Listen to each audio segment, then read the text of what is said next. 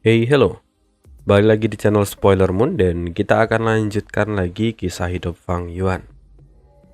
Di part sebelumnya diceritakan kalau Fang Yuan akhirnya kembali ke masa lalu dengan menggunakan Spring Autumn Jicanda.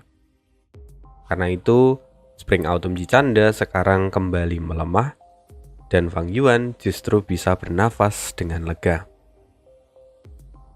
Selain itu, Fang Yuan tahu semua tentang rencana yang dilakukan oleh Bai Ning dan Ruonan. Pada akhirnya, Fang Yuan harus mengakui kejeniusan dari Bai Ning dan juga Ruonan yang sudah menyusun semua rencana itu. Bahkan itu sampai membuat Fang Yuan tidak punya kesempatan untuk membalikkan keadaan. Itu adalah tamparan untuk Fang Yuan. Tamparan yang akhirnya membentuk pribadi Fang Yuan untuk menjadi lebih matang. Dengan pelajaran ini, di masa depan, mungkin Fang Yuan tidak akan terkalahkan lagi. Mungkin. Sekarang, Fang Yuan sudah memiliki rencana, dan kali ini dia tidak akan membiarkan Bai Ning ataupun Ruonan mengganggu rencananya. Logikanya, Fang Yuan tidak akan bisa kabur, karena di dalam lengan kirinya ada Gu Bintang tetap yang bisa melacak dan juga menjemput paksa Fang Yuan kalau Gu itu digunakan. Lantas, bagaimana cara Fang Yuan untuk bisa lepas dari situasi ini? Mari, kita lanjutkan ceritanya di part 76. Bagi rekan-rekan yang mau nyawer atau traktir Mimin, bisa banget via traktir. Thank you, kita lanjutkan ceritanya. Sekarang, di puncak Gunung Sanca, semua orang bisa melihat bahwa ketiga pilar kuning dari warisan tiga raja sudah menghilang. Itu artinya, ketiga warisan sudah diwariskan saat ini. Semua orang kini tampak gusar dan saling berdiskusi. Meski warisan dari tiga raja sudah diwariskan, tapi rupa-rupanya para ahli peringkat 5 tidak kunjung menunjukkan diri. Mereka bertanya-tanya tentang apa yang sebenarnya terjadi. Bahkan beberapa ada yang mulai berasumsi kalau ada kemungkinan besar masih tersimpannya warisan yang jauh lebih luar biasa. Hingga para ahli peringkat 5 tidak kunjung menunjukkan diri. Di saat diskusi semakin memanas, Xiao Mang tiba-tiba keluar dan menunjukkan dirinya. Kehadiran Xiao Mang tentu membuat para Master Gu sangat terkejut. Aku yakin bahwa mereka masih ditahan di dalam warisan. Warisan ini sudah ada di ambang kehancuran, jadi pintu akan segera terbuka. Dengan begitu, kita memiliki kesempatan untuk masuk dan mengambil harta yang bisa kita temukan, kata Xiao Mang. Lalu tanpa membuang waktu, Xiao Mang mengumpulkan Primeval Essence di kepalan tangannya, lalu dengan ringan melepaskan tinju super kuat miliknya. Kekuatan itu membuat semua orang terpana serta kagum di saat yang sama. Benturan dari kekuatan Xiao Mang dan pelindung dari warisan itu sungguh sangat dahsyat. Bahkan seluruh tanah warisan kini berguncang hebat.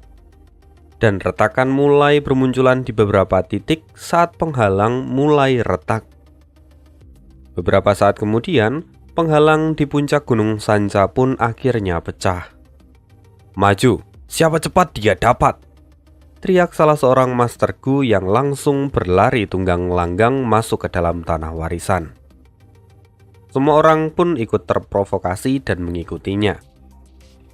Melihat semua orang berbondong-bondong pergi, Xiao Mang pun tertawa.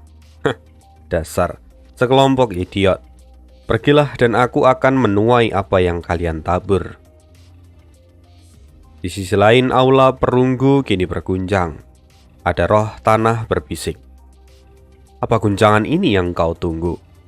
Jika sebesar ini, memang itu akan berbahaya dalam proses penyempurnaan. Jika sebelumnya kita langsung menyempurnakannya, maka semua usaha kita mungkin berakhir sia-sia. Mendengar itu, Fang Yuan pun tersenyum dan berkata, "Sudah kukatakan, jangan lupa bahwa aku adalah seorang Gu Immortal dan juga mastermu di masa depan. Tidak ada orang lain yang lebih cocok dariku. Karena itu, ikuti perintahku dan kau tidak akan pernah kecewa." Sekarang sudah waktunya. Ayo mulai langkah berikutnya. Fang Yuan pun akhirnya memulai proses penyempurnaan Gu tahap berikutnya. Fang Yuan memulai seluruh prosesnya, namun sayangnya saat ini dia menjadi semakin lambat. Karena sebelumnya dia bisa cepat itu karena bantuan dari Feng Tianyu. Tapi sekarang dia harus mengandalkan dirinya sendiri. Sementara Fang Yuan menyempurnakan Gu, di sisi lain Mo Wutian kini tampak mengamati medan perang. Sial, formasi pertahanan itu terlalu kuat. Mustahil untukku sendirian menerobosnya. Aku harus memanfaatkan orang-orang bodoh itu. Mo Wutian segera berbalik dan menemui Hu Mai'er. Pada saat itu Mo Wutian menunjukkan jati dirinya sebagai ahli peringkat 5. Dan oleh sebab itu, Hu Mai'er pun mengikuti perkataannya tanpa membantah. Setelah Mo Wutian merekrut Hu Mai'er, dia pun bergerak untuk merekrut para Master Gu yang lain di Jalan Iblis. Namun, rupa-rupanya, Zhou Jiu satu langkah di depan mereka. Kini dia sudah mengumpulkan sebagian besar Master Gu dari Jalur Iblis. Jika di kehidupan Fang Yuan sebelumnya, Mo Wutian bisa disebut sebagai jenderal dari pasukan Iblis, yang mana dia memimpin seluruh pasukan di medan perang. Tapi sekarang, dia harus membagi komandonya dengan Zhou Jiu. Belum lagi, dari segi usia dan pengalaman, Mo Wutian masih ada di bawah Zhou Jiu. Jadi, dia tidak bisa menggerakkan semua orang. Memikirkan ini, Mo Wutian sempat frustasi.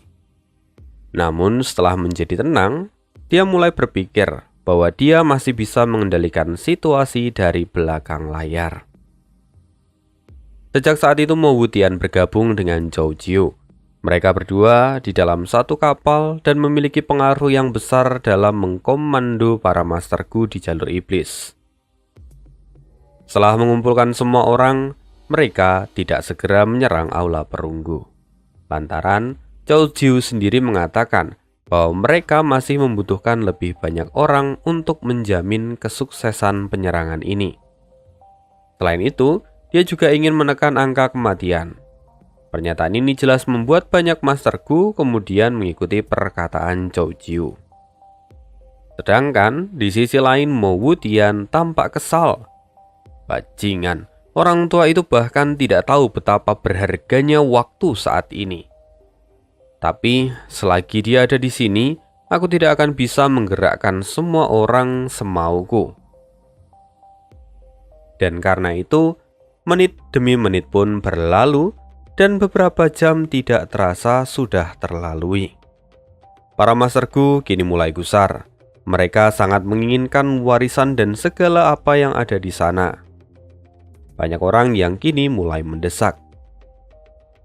Maka lakukanlah, aku sudah memperingatkan kalian, kata Zhou Jiu. Mo Wutian segera mengambil kesempatan ini dan segera mengkomando para Master Gu dari Jalur Iblis untuk menyerang Aula Perunggu. Tapi sesaat kemudian, tampak roh tanah menjadi panik.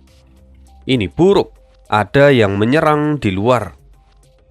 Tidak perlu khawatir, aku sudah mengantisipasi situasi ini.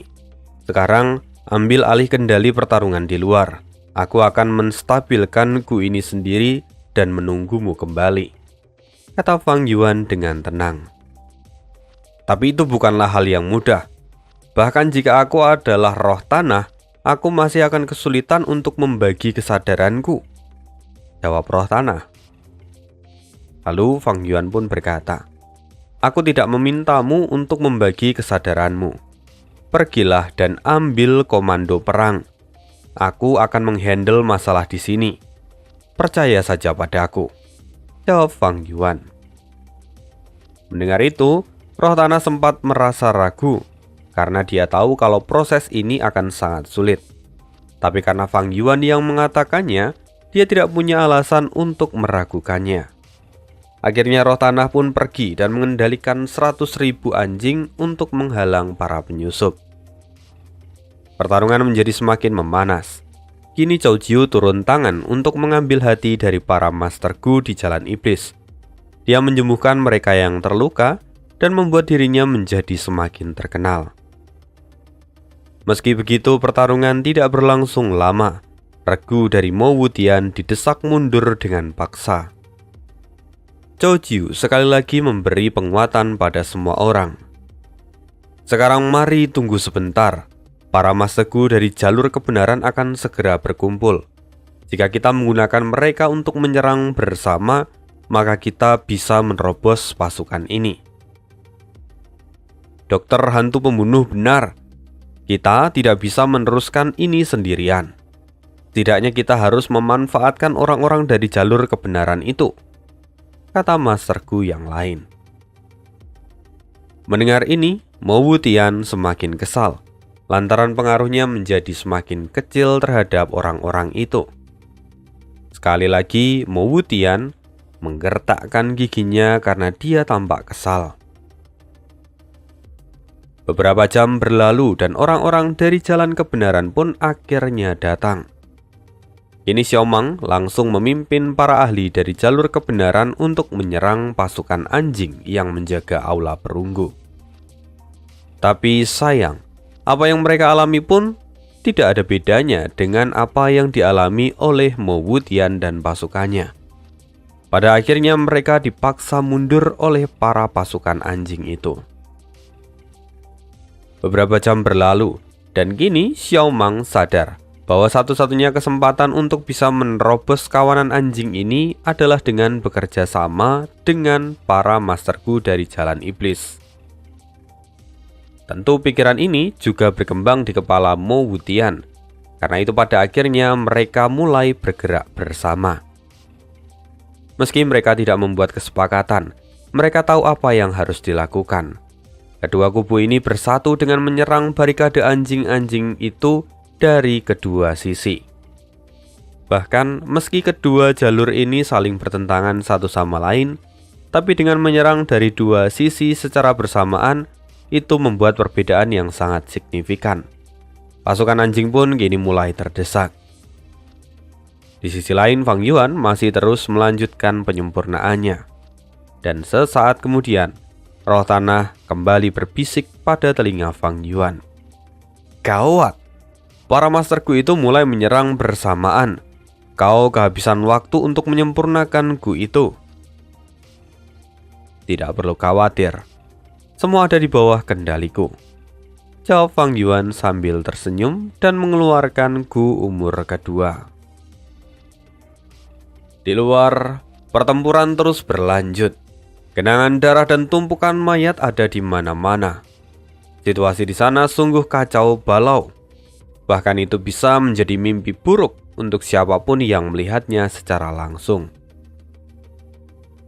Setelah beberapa waktu, progres penyerangan pun kini mulai melemah.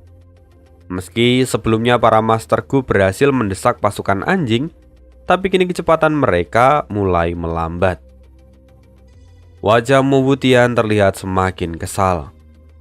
Tuan Zhou Jiu, jika kita semakin melambat, kita akan ketinggalan oleh para Master Gu dari jalur kebenaran. Kita tidak akan sempat untuk masuk ke aula perunggu kalau seperti ini terus.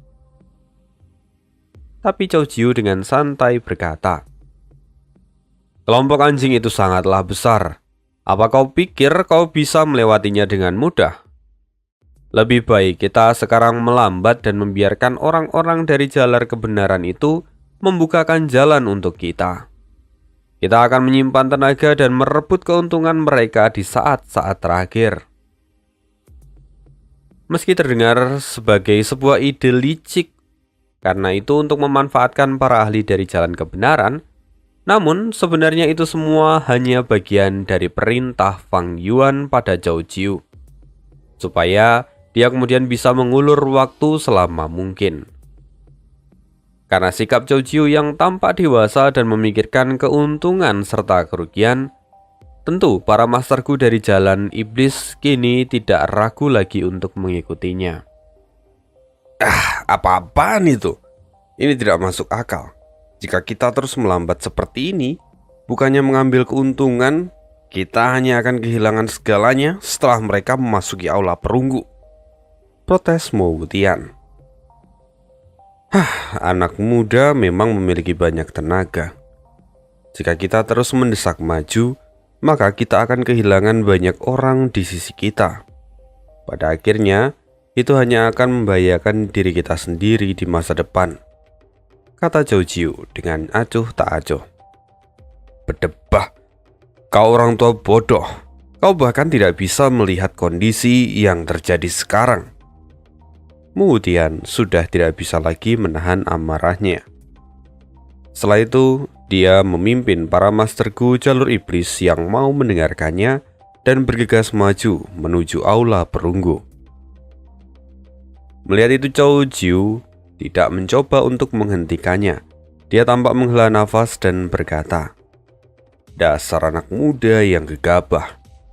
Setelah sedikit diprovokasi, kau berjalan tanpa melihat ke belakang. Bagus, ayo lanjutkan. Biarkan dia membuka jalan untuk kita," kata Zhou Jiu dengan santai. Mendengar itu, para Master Gu yang lain pun tertawa, menyadari akal bulus dari Zhou Jiu. Mereka pun bergantian memuji Zhou Jiu. Kini, para Master Gu yang lain pun terus melancarkan serangan dan membantai banyak anjing yang mencoba melawan. Di sisi lain, seorang gadis kini bermandikan darah anjing, menghentikan langkahnya dan berkata, "Sudah waktunya." Mendengar itu, keempat tua yang bersamanya pun segera menganggukkan kepala. Wanita itu tidak lain tidak bukan adalah Ruonan. Di kehidupan ini, dia harus susah payah menembus para anjing ini untuk mencapai aula perunggu. Tapi sungguh itu bukanlah masalah. Lagi pula, dia memiliki budak monyet dan juga para tetua yang melindunginya.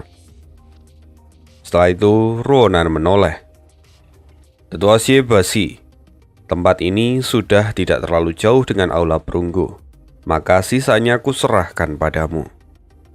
"Tentu, Nona. Aku sudah lama menonton dan aku merasa bosan. Sekarang akan kutunjukkan sesuatu yang menarik," kata Xie Basi sambil menyeringai. Dan seketika sebuah mata di dahinya pun terbuka. Lalu, sebuah lubang hitam terbuka di dekat sana dan kerumunan monyet melompat keluar. "Tuan muda, serahkan saja ini padaku. Aku akan menahan mereka," kata Xie Basi dengan percaya diri. "Ya, kami mengandalkanmu. Sekarang, Gu Immortal adalah tujuan utama kita. Aku harus menangkap Fang Yuan dan mendapatkan Gu itu."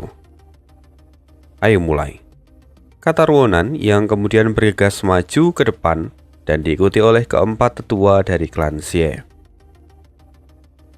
Setelah beberapa waktu, akhirnya mereka pun sampai di aula. Di sisi lain, mereka melihat Fang Yuan kini masih menyempurnakan Gu. Dia tidak bisa melakukan apapun sekarang.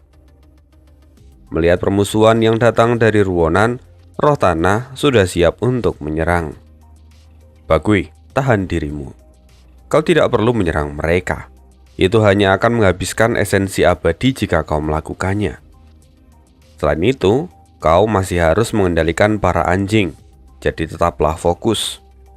Masalah ini biarkan Baining yang mengatasinya," kata Fang Yuan.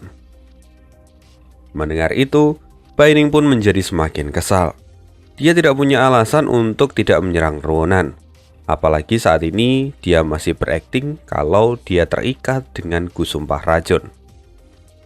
Pada akhirnya, dia harus mengambil langkah dan menyerang Ruonan, serta bersikap senatural mungkin.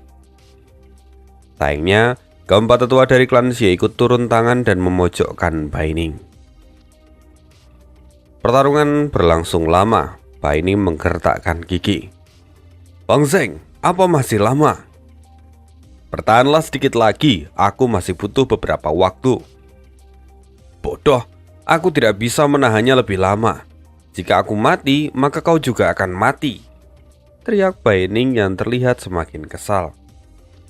"Tahanlah, aku tahu kau bisa melakukannya," kata Fang Yuan. "Ah, habis, Aku tidak punya peluang untuk melawan mereka.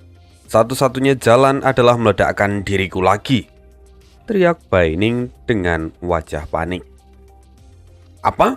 Mungkinkah bakatmu sudah kembali 100%? Tanya Fang Yuan yang tampak terkejut. Menurutmu bagaimana? Teriak Baining mengutuk. Tahanlah sedikit lagi, kecuali kau sudah terpojok jangan menggunakannya, teriak Fang Yuan. Sudah terlambat. Baining menghela nafas dan kemudian terdengar suara retakan. Wajah Ruonan tampak panik. Bajingan, gua apa ini? Pada akhirnya Fang Yuan pun terpaksa menoleh ke belakang. Dia melihat Baining yang kini sudah berubah menjadi manusia kristal es. Brengsek, bagaimana bakatnya bisa naik secepat ini? Teriak Fang Yuan yang tampak panik. Udara dingin terus menyebar ke seluruh aula. Sialan, kau benar-benar memaksaku, Baining. Fang Yuan dengan segera mengeluarkan gu dari apertur miliknya. Itu jelas adalah gu yang. Lalu Fang Yuan pun melemparkannya ke arah Baining. Sesaat kemudian, gumpalan asap yang sedari tadi disempurnakan oleh Fang Yuan kini mulai menyatu dan memadat.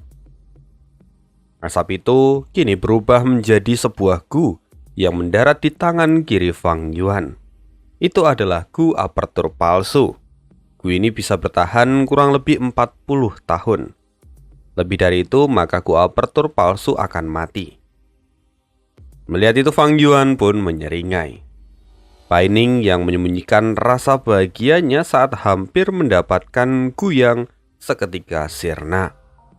Lantaran gu yang sebelumnya menuju Baining tiba-tiba berbelok dan berputar arah kembali ke tangan kanan Fang Yuan. Fang Yuan mengangkat kepalanya dan tertawa dengan keras. Baining, bukankah sandiwaramu sudah cukup? Tanya Fang Yuan dengan nada mengejek. Udara dingin yang sebelumnya bergerak memenuhi aula perunggu seketika terhenti. Pikiran Baining dipenuhi dengan keraguan-raguan. Fang Yuan kini tertawa lagi dan berkata, jadi apa kau senang bekerja sama dengan klan Xie? Mendengar itu, Baining perlahan turun dan menghentikan perubahan wujudnya menjadi kristal es. Tatapannya tajam ke arah Fang Yuan. Bagaimana kau bisa tahu? Bagaimana mungkin aku tidak tahu? Saat di klan Sang kau dengan sengaja kalah dari Yantu, lalu meminta bantuan dari Dokter Suso untuk melepaskanmu dari gu sumpah racun. Kau memang ular betina yang licik. Setelah kau bebas dari gu sumpah racun, kau menghubungi klan Xie dan bersekongkol dengan mereka. Apa kau pikir aku ini bodoh? Kata Fang Yuan sambil mengejek. Mata Baining terbelalak, ekspresinya sungguh tidak bisa diungkapkan. Bagaimana mungkin kau mengetahui semua itu? Bahkan jika kau sudah mengetahuinya pun, lantas kenapa kau tidak melarikan diri? Pikiranmu sungguh tidak masuk akal. Mendengar itu Fang Yuan tertawa lagi. Memangnya kenapa sampai aku harus melarikan diri? Bukankah itu sama saja? Jangan pikir aku tidak mengetahui siasat bulusmu, kata Fang Yuan sambil menunjuk lengan kirinya. Jika itu hanya gu bintang tetap, aku bisa dengan mudah menyingkirkannya. Aku bisa memotong tanganku dan kalian tidak akan bisa menangkapku, kata Fang Yuan lagi. Keempat tetua dari klan Xie pun seolah terpukul mendengar ucapan ini.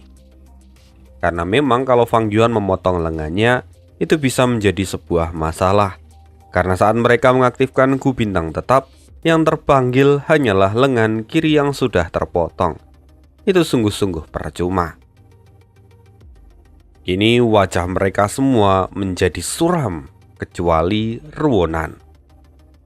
Mendengar semua ini, Ruonan tertawa dan berkata, Fang Yuan, berhentilah mencoba menipu kami. Bahkan jika kau memang sudah mengetahui rencana kami, kau tidak akan bisa melarikan diri dari tempat ini. Di luar sana ada banyak Master Gu yang menginginkan Gu yang kau bawa. Pada akhirnya, Xiao Mang, Cao Jiu, Mo Wutian, Yi Huo, Yi Chong, dan yang lain akan menyerangmu. Sekarang satu-satunya jalan adalah menyerahkan dirimu pada klan Xie kami. Aku akan menjamin kau tetap hidup. Kau akan menebus seluruh dosamu di menara penindasan iblis. Itu adalah satu-satunya jalan yang kau miliki sekarang. Aku yakin kau ini adalah orang yang pintar, jadi kau pasti paham dengan situasimu sekarang. Oh, tentu saja aku paham dengan situasiku sekarang. Bahkan aku jauh lebih paham darimu, anak kecil. Saat ini penyempurnaan Gu abadi memang belum selesai, tapi aku masih memiliki banyak esensi abadi, dan itu cukup untuk membunuh kalian semua, kata Fang Yuan sambil menyeringai seperti iblis. Tidak ada gunanya jika kau menggunakan esensi abadi untuk membunuh mereka. Sekarang esensi abadi hanya tinggal sedikit. Kau harus menggunakannya untuk menyempurnakan Gu Aperture kedua. Tiba-tiba saja roh tanah menyahut dan memberi peringatan pada Fang Yuan. Bagaimanapun, obsesi terbesar dari roh tanah adalah penyempurnaan Gu Aperture kedua. Karena memang itu alasan dia ada di dunia ini. Jadi, dia tidak akan peduli dengan posisi apapun yang dialami oleh Fang Yuan. Fang Yuan harus tetap menyempurnakan Gu Aperture kedua. Bagui, mengapa kau menjadi terlalu panik? Aku adalah tuanmu, jawab Fang Yuan singkat. Anak muda, kau terlalu angkuh. Kau sudah melakukan kesalahan besar dalam perhitunganmu. Karena ulahmu, penyempurnaan Gu Immortal ini akan gagal, teriak roh tanah dengan penuh kesedihan. Oh, penyempurnaan Gu abadi. Sepertinya ini topik yang sangat menarik. Tiba-tiba sebuah suara masuk ke dalam aula perunggu. Dia adalah Yan Jun, orang yang di kehidupan Fang Yuan sebelumnya dihalangi oleh Feng Tianyu. Karena sekarang Feng Tianyu bukan budak Fang Yuan, jadi Yan Jun pun bisa masuk ke dalam aula dengan mudah. Suasana di aula menjadi semakin memanas. Ronan pun mengabaikan keberadaan Yan Jun lalu berkata, Fang Yuan, kau bukanlah penguasa tanah yang diberkati ini. Roh tanah tidak akan sepenuhnya mematuhi perintahmu. Sekarang kau tidak akan bisa lari. Pemimpin dari generasi muda klan Yan pun sudah ada di sini. Semakin lama, kau tidak akan bisa bergerak. Ini adalah checkmate untukmu. Mendengar itu, lagi-lagi Fang Yuan menyeringai. Jika aku menyempurnakan Gu Aperture kedua sekarang, aku bisa pastikan bahwa itu akan gagal. Jadi kutanya sekali lagi, Bagui, apa kau masih ingin menyempurnakan Gu Aperture kedua atau tidak? Apa? Tunggu, apa kau masih memiliki cara, anak muda? Tanya roh tanah yang kini tampak antusias. Jika aku tetap di sini maka aku tidak akan memilikinya. Terlebih, aku masih di tingkat fana. Bisa aku katakan bahwa penyempurnaan hari ini gagal total. Tapi, kegagalan itu hanyalah keberhasilan yang tertunda. Pada akhirnya, kita masih memiliki kesempatan, kata Fang Yuan.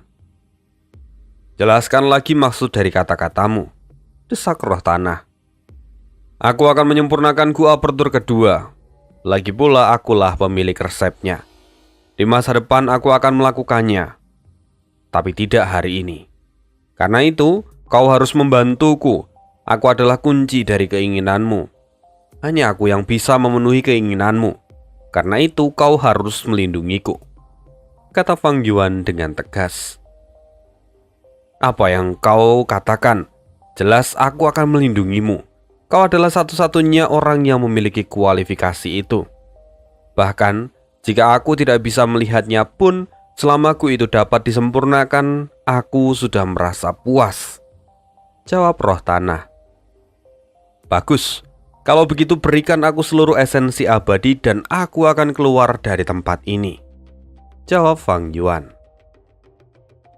Jika kau bebas, maka kita masih memiliki kesempatan untuk menyempurnakan Gu Aperture kedua di masa depan.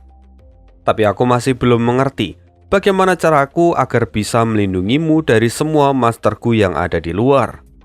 Tanya roh tanah. Mendengar itu, Fang Yuan pun tertawa, lalu berkata, Bagui, apa kau tahu tentang bagian ketiga dari bab kedua? Mendengar itu, mata roh tanah memancarkan keterkejutan. Tunggu, kau ingin melakukannya?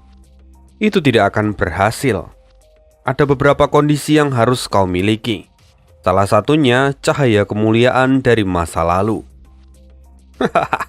Aku tahu semua itu dan aku memilikinya, kata Fang Yuan sambil menunjuk ke arah atas, di mana di sana ada sebuah kristal yang memancarkan cahaya dan menerangi seluruh ruangan.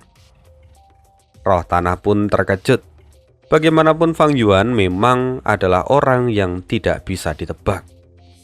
Jika memang itu yang kau inginkan, maka akan kulakukan sesuai perintahmu. Segera setelah itu, cahaya turun dari langit. Melihat ini, Ruonan bisa merasakan adanya masalah. Tidak, ini buruk. Kita harus menghentikan dia. Tapi itu sudah terlambat. Sinar cahaya ilahi kini memenuhi aula. Fang Yuan menyeringai lalu melebarkan sayap di punggungnya. Dia langsung melesat ke arah sumber cahaya itu.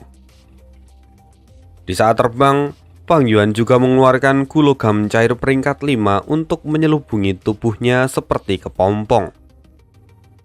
Tetua, hentikan dia! Teriak Ruonan dengan panik. Fang Yuan kini sudah menembus aula perunggu. Dia terbang keluar mengikuti sumber cahaya. Lihat, apa itu? Ah, itu burung. Tidak, itu pesawat. Ah, tunggu, itu manusia, kata orang-orang yang di sana saling bersahutan. Di sisi lain, keempat tetua dari klan Xie segera membuat formasi untuk mengaktifkan Gu Bintang Tetap. Segera cahaya biru muncul di lengan kiri Fang Yuan. Fang Yuan bisa merasakannya dan mencibir. Sudah terlambat. Dari belakang, Fang Yuan terlihat beberapa rantai mengejar dirinya dan mencoba menangkapnya. Tapi sayang, roh tanah, bantu aku. Fang Yuan kemudian menggunakan Gu perjalanan ilahi. Roh tanah mensupport Fang Yuan dengan esensi abadi. Akhirnya, rantai itu pun mengikat Fang Yuan. Namun, dia tidak cukup kuat. Berkat Gu logam cair, ketahanan Fang Yuan pun meningkat drastis. Gerakannya menjadi semakin cepat, dan pada akhirnya rantai itu pun hancur. Keempat tetua terkena rebound hingga memuntahkan darah dan tak sadarkan diri. Di luar aula, Xiao Mang sangat terkejut. Orang bodoh mana yang melakukan semua ini? Tidak, tunggu dulu. Mungkin dia membawa Gu immortal. Aku harus menghentikannya. Xiao Mang segera mengeluarkan gerakan mematikan miliknya dan menyerang Fang Yuan. Feng Tianyu mengerutkan keningnya ketika melihat Fang Yuan. Tunggu, adegan ini terasa sangat familiar. Di mana aku pernah melihatnya? Saat Feng Tianyu memikirkan itu, di saat yang sama Yi Huo dan Li Xian pun punya pemikiran yang serupa. Tunggu, dia sedang menyempurnakan sebuah Gu, teriak Feng Tianyu yang tampak terkejut melihat apa yang Fang Yuan lakukan. Meski terlihat menjadi sebuah kepompong dan melesat ke udara, Fang Yuan itu memang sedang menyempurnakan sebuah Gu. Bajingan gila itu, dia benar-benar melakukannya di situasi seperti ini? Apa dia memang tidak mengenal rasa takut? Mo Wutian mengerutkan keningnya dan tampak keheranan. Benar, inilah rencana Fang Yuan yang sebenarnya. Dia memang menciptakan situasi seperti ini sekarang, karena dia harus mendesak roh tanah supaya dia mau bekerja sama dengannya. Kalau tidak, roh tanah mana mungkin mau membantunya keluar dari tempat ini. Walaupun saat ini sebenarnya Fang Yuan bisa menyempurnakan Gu apertur kedua lebih awal, tapi dia tidak melakukannya karena dia tahu setelah dia menyempurnakan Gu apertur kedua, dia masihlah sangat lemah. Karena itu Fang Yuan juga tidak akan bisa berhadapan dengan semua orang ini. Percuma, ujung-ujungnya dia hanya akan mati. Karena itu, kini Fang Yuan memilih jalan ini, melarikan diri sambil menyempurnakan gu perjalanan ilahi. Ini adalah pertaruhan yang besar, tapi jika berhasil, maka Fang Yuan akan selamat. Kalau dia gagal, tentunya dia akan mati. Dan entah ketika dia mati, Spring Autumn Cicanda bisa membantunya lagi atau tidak. Karena sekarang Spring Autumn Cicanda pun dalam kondisi yang lemah. Tubuh Fang Yuan kini mulai bermandikan cahaya keemasan. Dengan bantuan gu logam cair dan juga serangan dari Xiao Mang, kini Fang Yuan terus menyempurnakan gu miliknya. Jadi serangan pamungkas dari Xiao Mang ini bukannya mencelakai Fang Yuan, tapi justru menjadi salah satu bahan yang dia butuhkan dalam proses penyempurnaan ini. Selain itu, serangan dari para Master Gu yang lain pun tidak mempengaruhi Fang Yuan, karena memang ketahanan dari gu logam cair itu sangatlah luar biasa. Sekarang, Fang Yuan sudah ada di fase terakhir. Cahaya keemasan menyeliputi seluruh tubuh Fang Yuan. Logam cair perlahan-lahan menyusut, dan sayap hitam Fang Yuan terbuka lebar. Tunggu, kenapa ini terasa sangat familiar? Para Master Gu mulai bertanya-tanya. Sampai Xiao Mang menghela nafas dan berkata, "Bajingan ini benar-benar meniru putra Renzu." "Ah, benar, aku ingat sekarang. Ini tentang Verdant Great Sun yang bermandikan cahaya kemuliaan dan menyempurnakan gu perjalanan abadi untuk terbang menuju matahari," kata Master Gu yang lain, lalu membuat semua orang kini tertawa. Benar, ini memang bukan lelucon, tapi mereka semua tertawa. Meski bukan berarti mereka menertawakan Fang Yuan, melainkan ini adalah rasa kagum yang bercampur dengan rasa ketidakmampuan mereka sendiri. Mereka menertawakan diri mereka sendiri karena tidak ada yang sebanding dengan apa yang Fang Yuan lakukan, karena dia mencoba menyempurnakan gu seperti Verdant Great Sun. Sementara itu, Ronan kini tak henti-hentinya mengutuk. Bajingan ini sungguh di luar ekspektasi. Tampak kekesalan di wajah Ronan serta Baining. Cahaya keagungan serta keindahan terpancar seperti meteor yang melintasi langit. Fang Yuan menjadi pusat perhatian dari semua orang. Pada akhirnya, Fang Yuan berhasil keluar dari tanah warisan dan menghilang dari pandangan semua orang setelah menyempurnakan gu immortal, gu perjalanan abadi selamanya. Ya, itu adalah akhir dari bab kali ini. Tidak terduga bahwa Fang Yuan melarikan dirinya, dia melarikan diri adalah dengan menyempurnakan sebuah gu. Autornya memang out of the box sekali ketika memikirkan rencana ini. Lantaran, ya bagaimana bisa orang terpikirkan akan hal itu begitu? Bukan melarikan diri, bukan menghadapi secara langsung, tapi melarikan diri dengan sebuah gaya, mengikuti sebuah legenda Verdant Great Sun yang menyempurnakan gu sambil terbang. Siapa yang terpikirkan? Itu adalah momen yang sangat menarik dan tentunya ini akan menjadi titik balik Fang Yuan, karena setelah ini dia akan melakukan perjalanan sendiri lagi tanpa Baining. Ya, kita nantikan lagi cerita berikutnya dari Fang Yuan di part berikutnya. Sekian dulu dari Aneh hari ini. Thank you banget yang sudah menonton. See you again di next video dan bye.